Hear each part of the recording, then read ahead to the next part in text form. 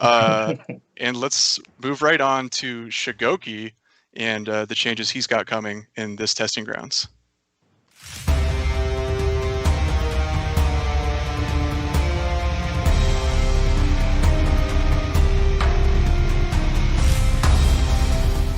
So, Stefan, can you quickly take us through the general goal with Shigoki in these testing grounds?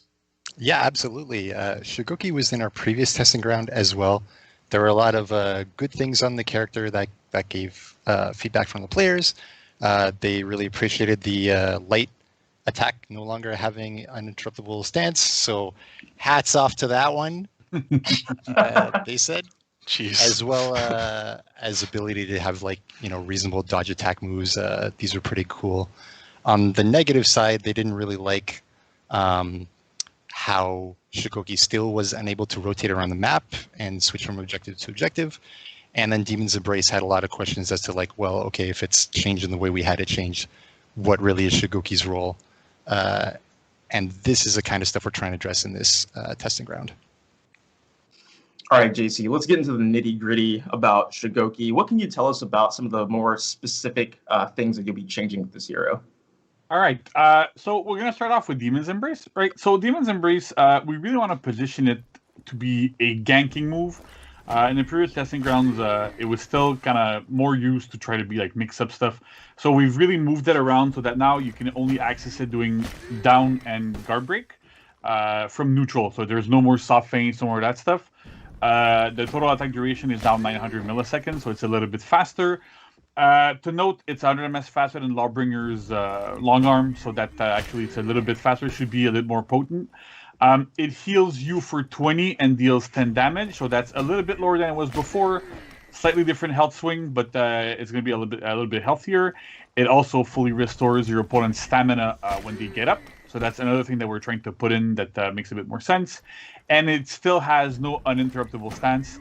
So the idea is you want to use Demon's Embrace really to set up ganks, gank people, make sure that it's guaranteed in a lot of situations, and get it in there, but not really use it as a mix-up. You can still try to throw it out, but it probably won't work as well as a mix-up as it used to. So next up, we have Charge of the Oni. That's a brand new addition to the testing ground. The biggest issue we had, one of the biggest issues we had with Shigoki, on top of what we did last time, was the fact that he still had a lot of difficulty, like Steph was saying, rotating, going around points and trying to grab stuff. And so takes him a little bit longer than others. Yeah, exactly, right? He's a bit slower.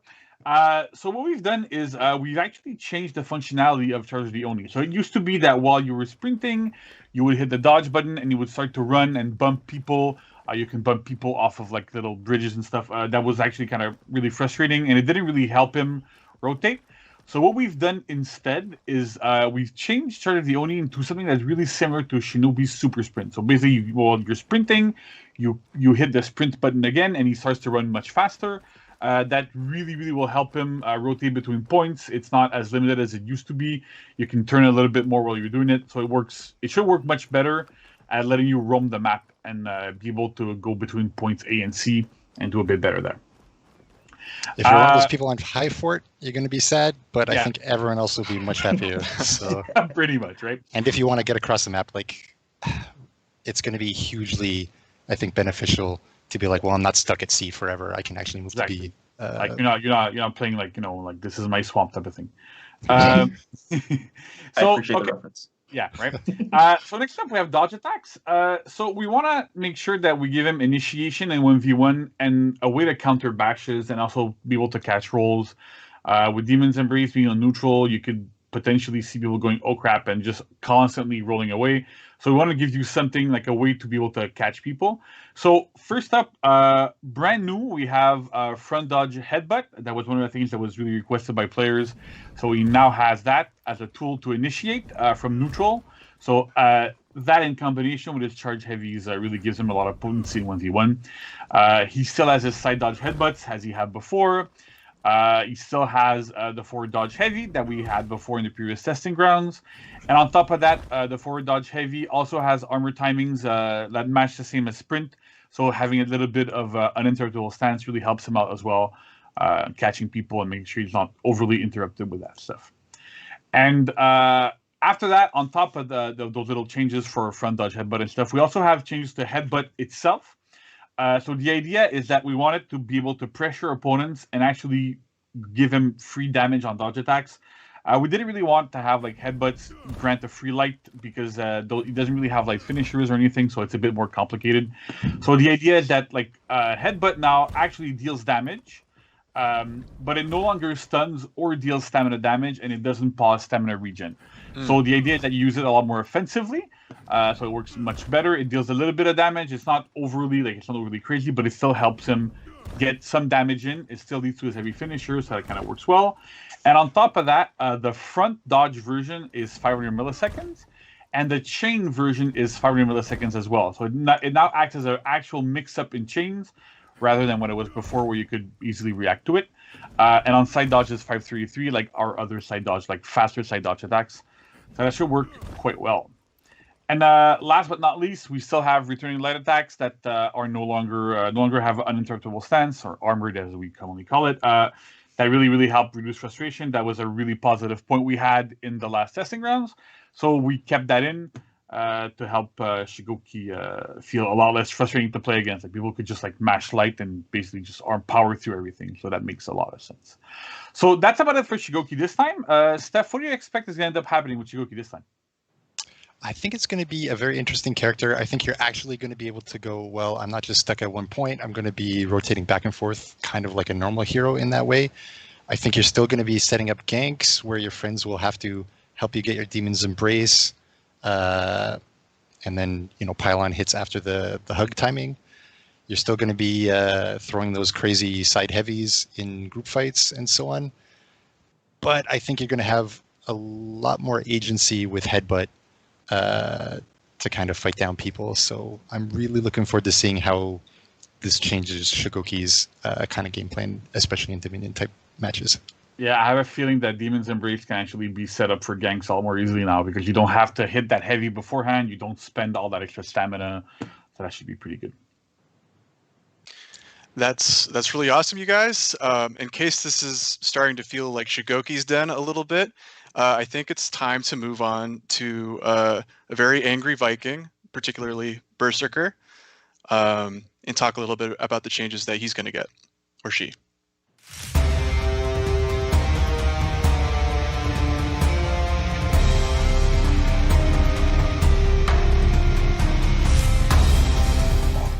All right, let's talk about some angry Vikings. When you compare the list of changes compared to Shugoki, probably not like a super long list, but there's some really good stuff in here. So, Stefan, why don't you tell us about like the general goal for these changes to Berserker?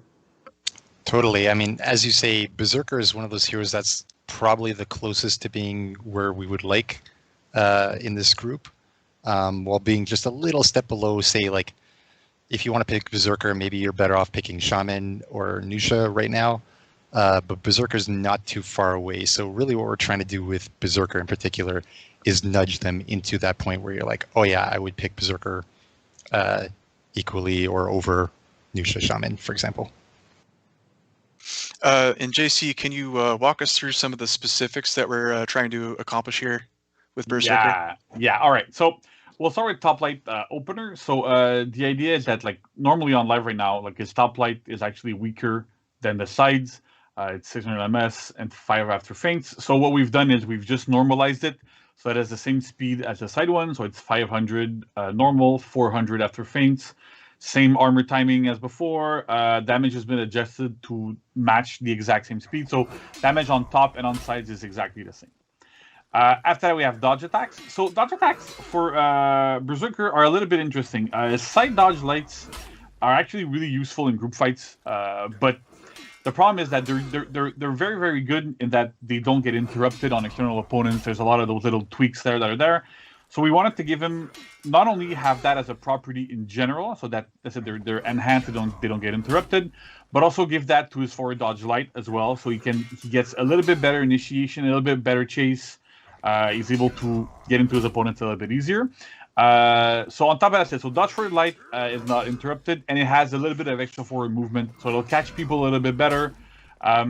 Side dodge lights, as I said, are not interrupted, so it gives you a lot of leeway in group fights, and it also helps with characters like Black Prior, right? When he does his dodge forward bash, and if your attack is enhanced, even if it ends up being blocked because you dodge a little bit too late, you can still at least continue your offense and keep going to things. Last but not least, on his dodge attacks, his forward dodge heavy also has like a bit of extra movement, so you can start it from further away to catch people that are running away, rolling away from you, that sort of stuff, to give him better chase. And last but not least, his sprint attack. So same as with the forward dodge heavy, we want to make sure that that Berserker rather, is able to really easily catch opponents that are running away. So it basically just has extra forward movement. Again, it reaches much further than it did. It's a bit closer to what Orochi has currently, so that's typically very good. It gets really difficult to run away from a Berserker in a fight. So when you get into a fight with a Berserker in a 1v1 fight, he's able to keep you locked down, and if we try to run away, he still can catch you and make sure you don't run away from him, so you have to face him head on. So Steph, what do we expect is going to end up going on with Berserker this time?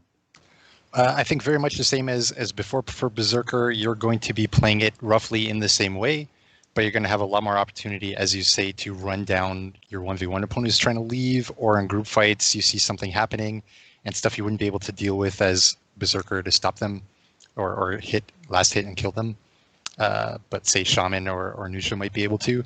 Now Berserker probably is going to be able to as well. So keep an eye on the edges of the fight, because between your armor and the range that you're going to get now, I think you're going to be happy. Awesome. That's good to hear that Berserker might have a chance to kind of break into that competitive role of like the gank initiator. And up next is someone who's already been in the testing grounds once, so this is interesting. Gladiator.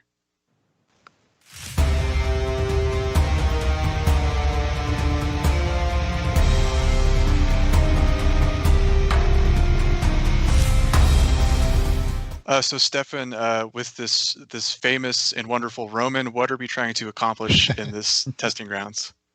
Kind of Gladiator is in a similar deal as Berserker, where like the kind of 1v1 stuff that is, good-ish, and the ganking stuff that is good-ish, often ends up behind, say, Nusha or Shaman. And with Berserker going up a little bit, it's a good opportunity for Gladiator to take the same kind of like, this is time for a tune-up. Flow into certain gank moves would be a lot better for Gladiator, I think.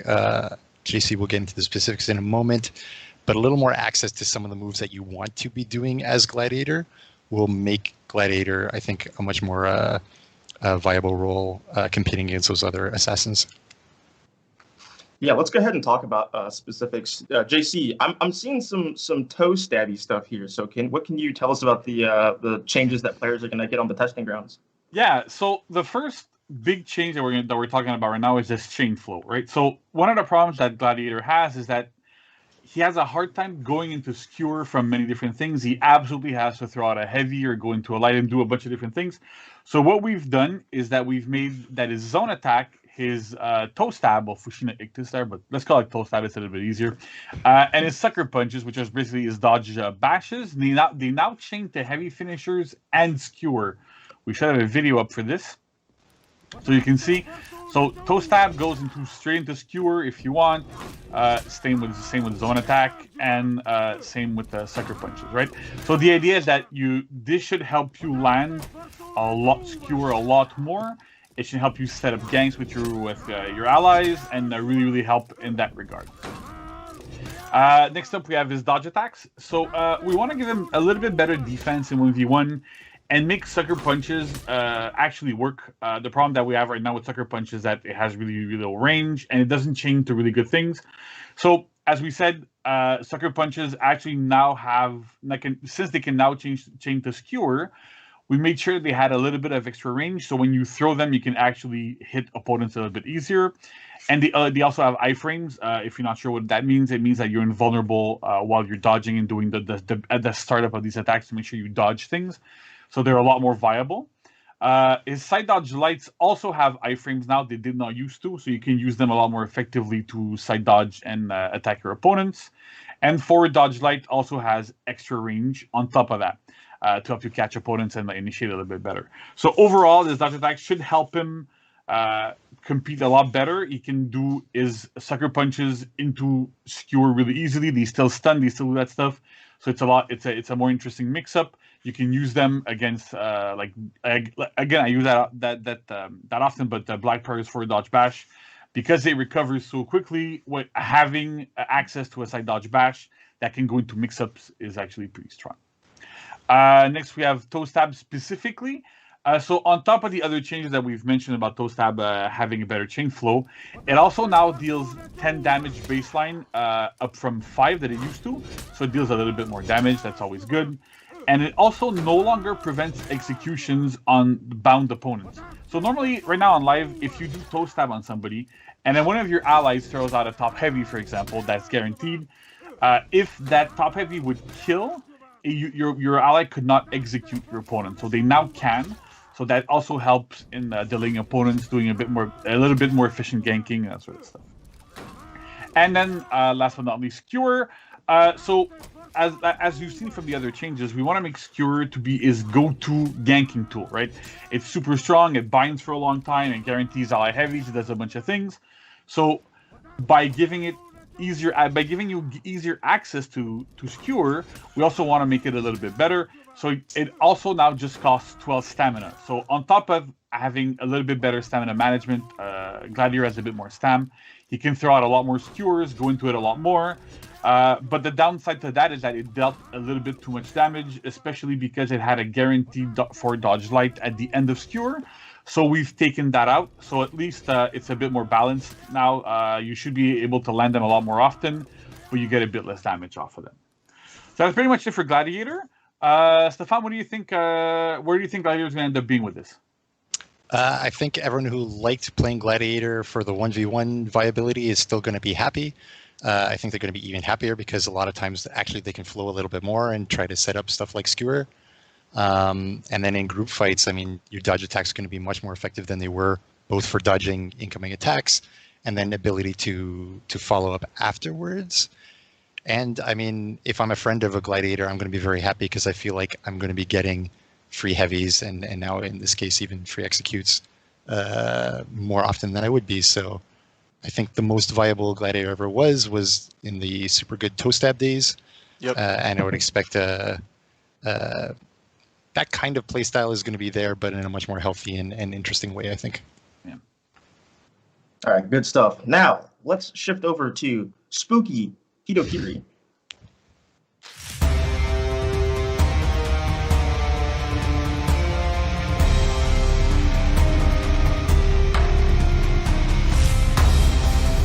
I called her Spooky because like that mask is terrifying. Anyway, Stefan, what can you tell us about the goal of the changes to Hitokiri on the testing grounds? Yes, absolutely. Hitokiri is terrifying for us as well because no matter what we do, everyone complains. So history-wise, we've done a number of nerfs to this character to a lot of times to reduce frustration, basically, and a lot of those had to do with the armor. Armor. Yeah. There we go. So what we're trying to do is respect a lot of the changes and concessions that we made to try to keep frustration low, and at the same time return viability to this character in some other avenues, basically. Awesome. So, JC, how exactly are we going to do this with Hitokiri? Yeah, so Hitokiri is an interesting case. As Steph said, like we've had a lot of nerfs and changes to Hito to make sure that she wasn't overly frustrating, but at the same time, I think she lost a bit of her identity. So we're doing a couple of changes. First of all, we're adjusting her chain flow a little bit. Basically, the idea is that it's a lot easier to access her chains and her mix-ups.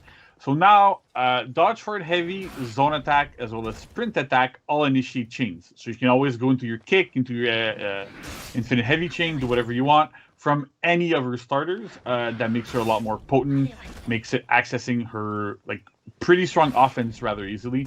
So that should really, really help her flow much better and be able to initiate a lot easier. Next up, we have Ray Kick and Sweep. So Kick has a bit of a problem where it can be backstepped light or heavy by a bunch of different characters depending on a lot of different situations. So we've given it a little bit of extra range so that it no longer can be backstepped. So you have to take the mix-up similarly to what we have with Centurion and with Warden. That charge mix-up should actually work right now. You don't have a universal out depending on your character. And the second thing we did to that, which is a little bit crazier, but it's still interesting, Sweep now also guarantees a chain heavy, right? So before, Ray Sweep used to guarantee you a neutral light that you can go back into your chain. It was a little bit like it worked, but it was a little bit weird. The risk-reward ratio on using Sweep versus using Kick was a little bit skewed. So now, no matter which one you end up using, you still get a heavy every single time, and you can go back into your mix-up. So she truly is... she repeats and just mows you down until you're dead, basically. So that works quite well. Another change we've done is to her chain heavies. So for chain heavies, the interesting thing with having infinite chain heavies is that normally they should be pretty good in group fights. Unfortunately, due to like a bunch of different things, they were not that great. So what we've done is that we've given it uninterruptible stance when you release the button. So right, so when you play Hitokiri, you press heavy, and then Hitokiri charges for a little bit of time, and you can release, and you have variable timing. But whenever like she actually starts her attack, she gains armor, so you can use it a lot more in group fights. On top of that, her attack trajectories are flatter and bigger, so she hits more people around her, and it also has a bit of extra forward movement.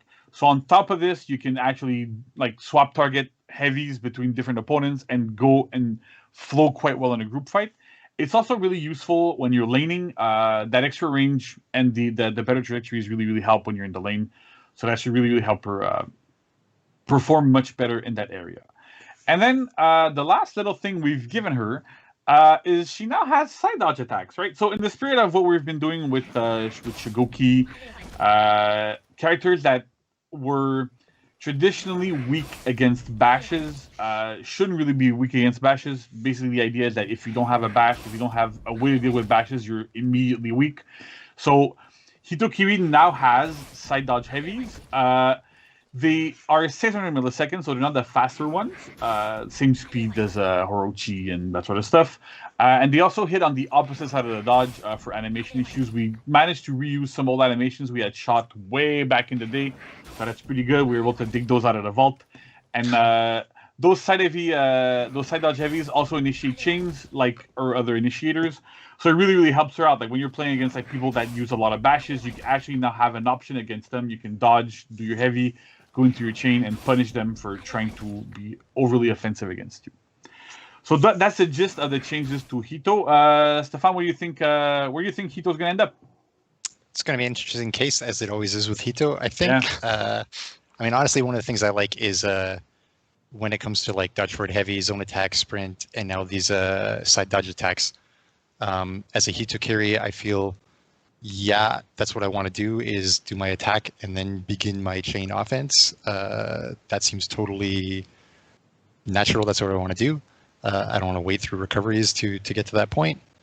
And from an opponent's perspective, I feel that it's probably going to seem honest and respectable attacks. Like these are mostly 600 ms, heavy, like side dodge attack, for example. That's parryable, that's dodgeable, that's whatever you want, it's normal. So I think from that side it's going to be cool. And I would expect Hitokiri is going to have more viability in those group fights between the dodge attack and what you're saying with the chained heavy timings. So I'm looking forward to that as a Hitokiri player. As someone who's been killed by a lot of Hitokiris, I'm excited to find out if I'll be frustrated by these changes, but that's why we have the testing grounds. And next up, we have the fiery man, John Hu, who's near and dear to my heart, and we'll talk about his changes next.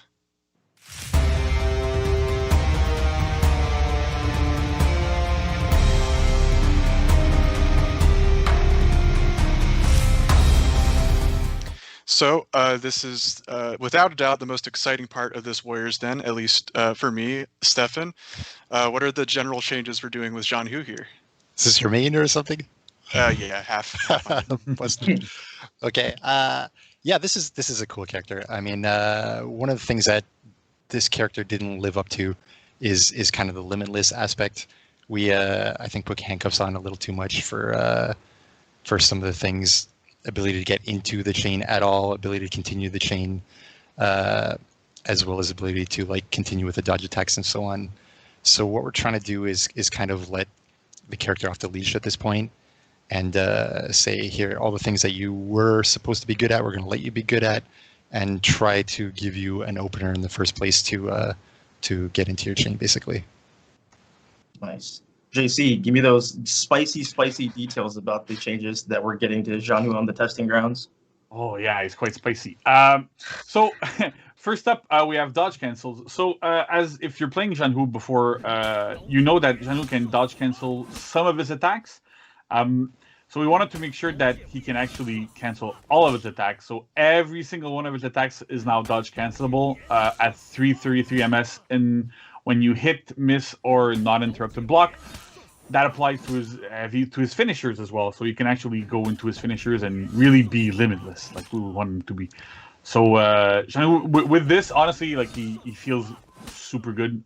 So that's really interesting. On top of that, we have changes to his dodge attacks. So we want to make his dodge attacks a little bit safer to use. A lot of the complaints we've been hearing is that, yeah, they're good because they land quite a bit, but they do very little damage. And on top of that, people can just like dodge them and, nobody really cares. So at this point, what we're trying to do is that his side dodge attacks now are no longer interrupted on block, and they always count as heavy parries regardless of which button you use. Before, if you did like a side dodge light and it got parried, it was a light parry. So now it's going to be a heavy parry, and it won't get interrupted on block either. So that lets him flow into his offense a lot better. You can use them a little bit better as openers and do interesting things with that. On top of that, his front dodge light used to be 400. It's now 500 and is not interrupted on block. Part of the reason for that is because of his dodge cancels. If you ended up being able to dodge cancel into a 400 MS at the timing that the dodge forward light would go, you would have crazy chain advantage, frame advantage, and it was like that felt just really wrong. So we slowed it down a little bit, but because it's no longer interrupted, you can at least use it a little bit better and keep flowing into your offense. We've also given him something else that's a little bit different. He used to have this the subduing blow, I think it's called. His palm attack, basically. After is when he used to like superior block dodge, right? Yep. So while that was interesting, it didn't really bring anything, and we've had a lot of players like ask for specific buffs to that or whatever. But the route that we've chosen is that we want to make sure that Xianhu has a viable opener from neutral. So what we have is that now we can do that move from dodge forward and hitting guard break. It's 500 MS, so like all the good dodge forward bashes, it works quite well there. It changed to his openers, and it guarantees either a light or a zone attack. So that's interesting because you can go into a group fight, do a dodge forward palm, do zone, and hit a bunch of people around you, or just throw out a light and keep going afterwards. So it still is quite good. Like you can try using it with his dodge cancels, and it's like really interesting. So that works quite well. But because we've put it on dodge forward guard break, we've actually removed it from his superior blocks. And what we've done instead is to make those superior blocks a little bit like still good and actually make them quite much better. What happens is when you superior block an attack, when you dodge, if you hit light or heavy, the attack that comes out, it's still the same dodge attack that would come out before, but it becomes unblockable. It's guaranteed, in the case of sides, and it deals a little bit more damage, right? So for side dodges, it's going to deal 22. It's guaranteed, and for like side dodge light and heavy. For front dodge light, it deals 22 as well, and it's guaranteed like 99% of the time. And dodge forward heavy is guaranteed a little bit less often, depending on the recovery of the attack that you're blocking. But it deals 30 damage instead, so he has much better options out of those superior blocks, because those things also initiate his chain offense. It makes him a lot more viable and a lot more potent in these situations. We've also adjusted his zone attack, so it's a little bit faster to give him a bit better peel and give him better utility in chains.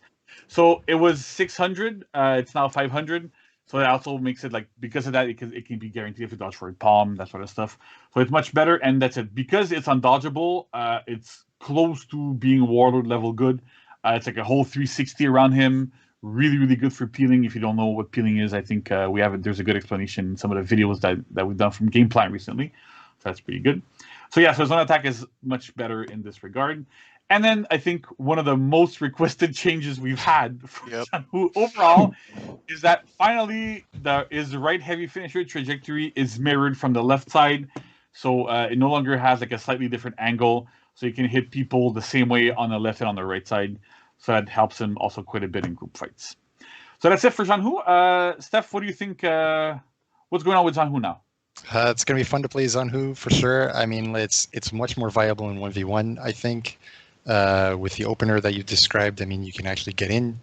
And then in group fights, like the ability to dodge after the finisher is really quite good, both for continuing your offense against opponents, also for dodging attacks from that would have been guaranteed on you because you're stuck in a long recovery otherwise. So you're going to be dancing through those group fights a lot more often, I think, and it's fun to go for it at this point with this character.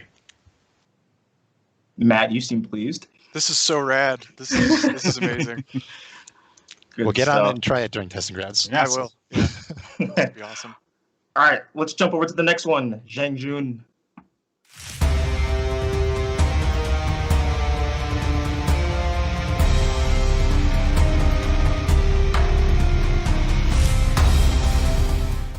I so wish I could grow a beard like that. Anyway, we're not going to talk about my facial hair. Let's talk about JJ. Let's talk about some of the what the goal is here for the changes on testing ground, Stefan. What can you tell us?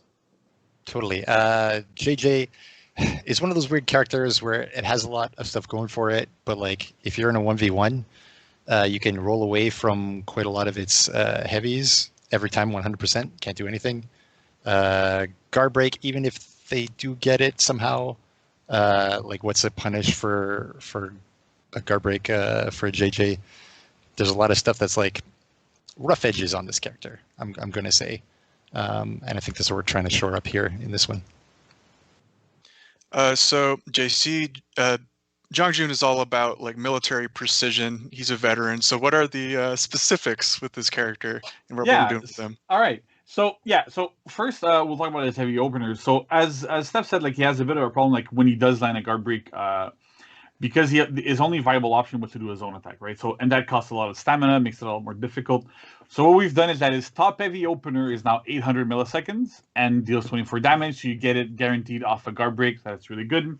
And his side heavy openers are 900 and they deal 27.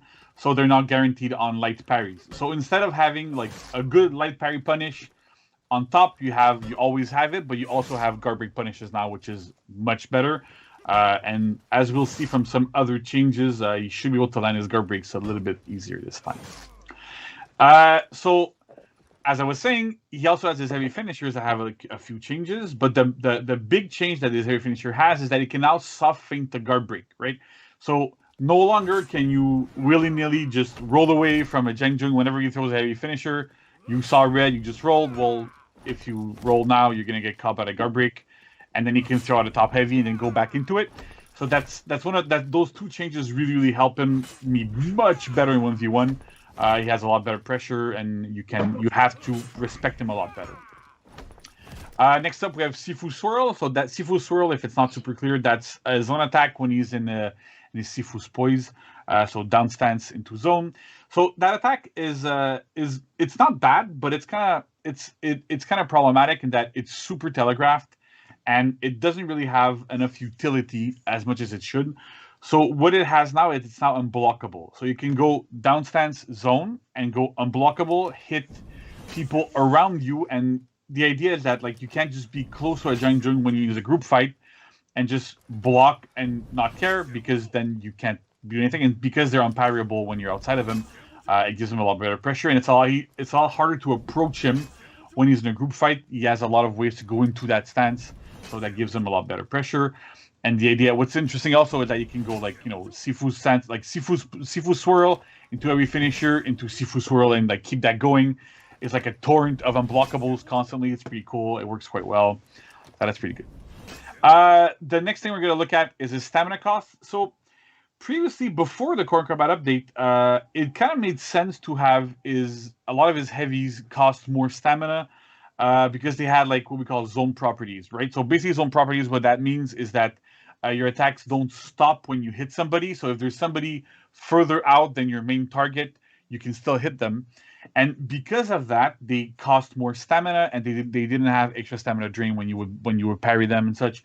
So because all of these things are a bit more standardized after the Core Combat update, it didn't make any sense anymore.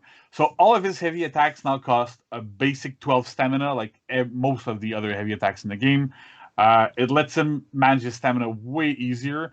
It gives him much better pressure, and it also makes it like a lot. You don't constantly have to go into his stance to regen your stamina all the time, so you can actually use his attacks a lot more.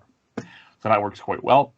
And then next up we have 4 dodge attacks. So Jun Jun also had a little weird thing with that, where he could do dodge forward heavy into a soft feint kick. That didn't really work. We've tried really hard to make it so that there wasn't a single dodge timing on it. It's tough to accomplish, and it didn't really work that well. So what we've done instead is that we've given him the same kind of treatment that we've given to Shigoki and to Jianhu, where he can now do dodge forward guard break. It gives him the same kick that he had as a soft feint. It's harder MS again, so it's an actual viable opener now, so he doesn't really need to go into other things, but you can actually do that, and it works quite well. It also changed to openers, like we can see in the video, so you can do dodge forward kick into light into his heavy finisher. So that also helps him quite a bit in 1v1, gives him a lot more pressure, so that's good. And so because we put the kick straight there, dodge forward heavy is now 600 milliseconds. You can't feint it, you can't soft feint it. It's just basically a good roll catcher now. So if you wanted to do that, if you want to like approach people, if you want to do like that sort of stuff, it actually works. Before since it was so slow, even if you could feint it, they didn't really have any feeling to it. It wasn't really that good. So with those changes, it works much better. And the last thing that we've done, it's a little bit of a nerf, but I think most people are going to be happy with this because it was quite a frustrating thing we've seen quite a bit. Is Dushi's choke. So basically, when you would parry somebody and you hit guard break and he chokes you, it used to drain stamina, and you had guaranteed damage afterwards, right? So you didn't really have a choice to make between, am I going to drain your stamina? Am I going to deal you damage? You always did that, especially on a heavy parry. So now it no longer guarantees damage. So you have to make a choice when you do a heavy parry. Do I hit him with a light? Do I hit him with something else? Or do I do that choke to put them potentially out of stamina and maybe get a better punish out of it at the end? But there's an actual choice to make now, and it's just not brainless. I'm always going to choke because I can choke. So that's basically the changes to Jun Jun. Steph, you want to hit us off with what you feel is going to be like? I think this character is still going to be doing quite well in group fights. I think it's going to be much more viable in 1v1s. I think it's going to be wanting to compete with Kensei and then Nobushi for that kind of spot. So I'm really hoping to see variety in the game in terms of like that kind of like laner group fighter role. So I'm really excited to see if that makes it to where we're hoping. These are some really exciting changes for Jung Jun, I would say, as someone who's played a little bit. And next up, the one, the only, the much requested Aramusha.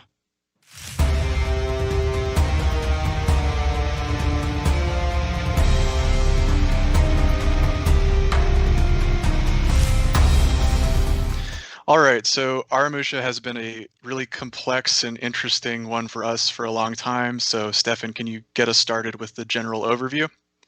For sure. Aramusha is a character that has been up and down a little bit, often requested to be worked on in this kind of capacity in a testing ground or rework or whatever. Basically, when at least I'm playing an Aramusha, I'm very happy when I'm in the Deadly Feint area. And when I'm in other parts of the kit, I'm like, how do I get through this to the part that I actually want to be using, right? So what we're going to try to do here is increase a little bit of that like kind of 1v1 viability. Can we get started and then get to the parts that we like as a character? And as well, like we expect it to be a good laner, a little bit of a group fighter because it's got blade blockade and stuff like that. Can we tune this up a little bit kind of globally? Awesome. I'm actually kind of like an Aramusha main, so this is very interesting. This is a fun segment for me. So, JC, can you tell me anything specifically that will make me suck less? There's quite a few things will make you suck less, so that's good. Awesome. First up, we have Blade Blockade follow-ups, right? So normally, like when you play Iramusha right now on live, the follow-ups with Blade Blockade are a little bit complex. You need to know exactly what kind of attack you blocked, what its recovery is to be able to pick the right option at the right time. You could always do Ring the Bell and hit light, and it's pretty much always going to work. But then there's situations where top heavy would have worked and stuff. So the idea now is that he has three follow-ups to Blade Blockade. He has light, heavy, and guard break, which is the kick. And so they're all a little bit different, and you have to use them differently depending on your situation. But it's more about situational awareness more than what attack did I block, right? So when you do light, what happens after a Blade Blockade is that you get a top attack that deals 20 damage. It's really meant for 1v1 situations. It's guaranteed the very, very vast majority of the time. There's some situations where there might be some glitches there. Make sure you put them on your surveys and stuff, so that's good. But yeah, so when you do it, when you're in a 1v1, you want to do light. When you're in a group fight, however, you want to do heavy, because heavy is a side attack with zone properties. So basically, it doesn't stop when you hit your main opponent.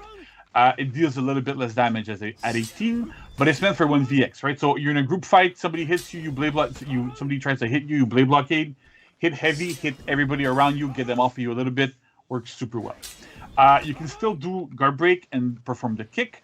The kick is more meant for ganking, so basically you kick somebody, guarantees an ally heavy, your opponent can do good stuff with that. That's always interesting. You can ledge people with it if you want. You can like push people, you can wall splat. All that sort of good stuff works quite well. But that means that we've removed the Ring the Bell completely from Blade Blockade follow-ups. So the idea is that Ring the Bell, like we're moving it somewhere else in the kit. So like that really iconic move that he has is still there, but just no longer locked behind always doing Blade Blockade. And important to note is that all of his follow-ups are pretty much always guaranteed, so that even if you hit heavy in a 1v1 situation, it's still gonna land, no matter if you block the light or whatever. So that's first buff to Blade Blockade. Second buff to Blade Blockade is that you can now cancel all of your attack recoveries into Blade Blockade during, like, starting at 100 milliseconds in the recovery until the very, very end. So what this means is, like, right now, what you can see in the video is that basically Iramusha hits somebody and then holds down and goes into Blade Blockade right away. Now, that might not seem really good after you hit an opponent in 1v1. In group fights, however, it makes a huge difference. And it's also extremely potent against dodge attacks that are weapon strikes, right? Because you can attack somebody, they dodge. Let's say you're against a Griffon, for example, right? That is super, super dodge happy. Well, hit your heavy, have them dodge, instead of having heavy feint and parry, and maybe miss your parry, maybe get, like, you know, not that great of damage, just heavy, let it miss, and then oops, Blade Blockade, block their attack, and then go into your light and do a bunch more damage than you would have done. So the idea is that, like, you can use Blade Blockade as a defensive tool a lot more often now, and it lets you really use it, like, super well in group fights, super well in 1v1s. It lets you beat out a lot of different options that normally Iramusha would have had a really hard time defeating. Next up, we have front dodge attacks. So front dodge attack was like, with the front dodge heavy is an interesting case on Iramusha, because basically you can choose which stance you're going to do an attack in, and then you can do, like, the side ones that had, like, a little bit of, like, iframes, a bit of weird things happening there, but they never really worked that well. So what we've done is that, first and foremost, dodge forward heavy is always top. Every single time it's always top. There's no longer that thing of, like, sides or whatever. And we've also adjusted the armor on it, because it was a little bit too frustrating, and it was, like, a bit, like, it didn't really feel that good to have armor start that early into the attack. So it starts at 400 milliseconds into the dodge forward heavy. You can still feint it, so the armor starts right after the feint timing, like we usually do. That's kind of a rule that we try to use most of the time. So it's better. It's better because of something else that's also going to be coming up. But on top of that, like, it makes a lot more sense just to have it on that. But don't worry too much. Those side dodge attacks that you had from front are now moved to as his side dodge attacks, right? So he can now do side dodge heavy and go into those rushing wind attacks, I think they were called. So he now actually has defense against bashes, which is one of the things where he suffered quite a bit. Similarly to Hitokiri, there is 600 milliseconds, and they also initiate his chains. So you can finally do stuff against bashes as an Aramusha. You can defend yourself quite easily with those. Works really, really well.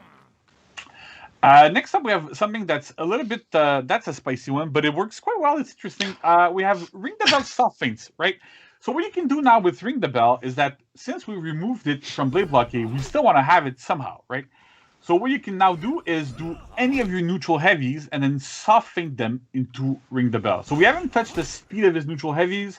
We know that like it's been a common complaint that he should feel faster or whatever. We've decided to go this route instead because it made a lot more sense to keep the same type of like timings that you had beforehand with guard break and parries and stuff, but at the same time give him really, really viable offense from neutral. They are 400 milliseconds, so they're super fast. You have to really, really decide like before if you're going to dodge, what you're going to do against an Aramusha. It gives him a lot of neutral pressure, so that's super good. And the other good news is that you can also soft feint your dodge forward heavy into Ring the Bell, right? So you can typically go into a fight, hit some people, switch target, dodge forward, heavy, soft feint to Ring the Bell, hit somebody else, do all that good stuff. It's super cool. And it also, on top of that, acts a bit as his ganking tool, right? So he has access to this really, really good attack from neutral that can guarantee an ally heavy if it's timed properly. So that's super good, really, really strong, and gives him a lot of options. It gives him much, much, much better neutral pressure than just hitting lights and just going, I hope they land. You know? And then the last big change we've done on Aramusha, and that one was a bit more controversial internally, but I think we'll see how it pans out, is that his chain flow, his infinite chain flow has changed. So if you play Aramusha right now, like you, Josh, for example, right, you know that on live, when you want to go into his infinite chain, you have to go side top, side top, side top, side top all the time. Makes you quite a bit predictable. And then we've explored a lot of different things where maybe we're gonna have those top lights be they don't get interrupted on block or whatever. But at the end of the day, what we feel is a better solution is that we've loosened those chain restrictions. So what Aramusha can do now is he can go from any single stance in his chain and chain into any other stance. So you can do left, right, left, right, left, right. You can do all that sort of stuff. And if you want to access your finishers and your deadly feints, you just have to do an attack in the same stance as you previously were. So you want to do like, let's say like right heavy, you go into your finisher, but you can do right heavy, left heavy, right heavy, left heavy. So that works quite well. It makes you a lot less predictable, and it's super good in group fights because you can target swap and just switch your stance and not always go top. So you can use his trajectories to much better use and be able to like go between opponents and do a lot of good stuff with those. So yeah, that's about it for Aramusha. There's a lot of changes there. We went over them quite quick, but we hope that people are gonna like those. So Steph, what do you think? How do you feel about Aramusha right now? Really looking forward to seeing in the wild in the testing grounds. Like Blade Blockade making a bit more sense internally, but then it's Ring the Bell being pulled into the soft feint. I think is going to be quite useful. It'll help with the openers, and then we've got the like side dodge heavy instead of front dodge directional is going to be a big deal as well. So I think a lot of times where you kind of get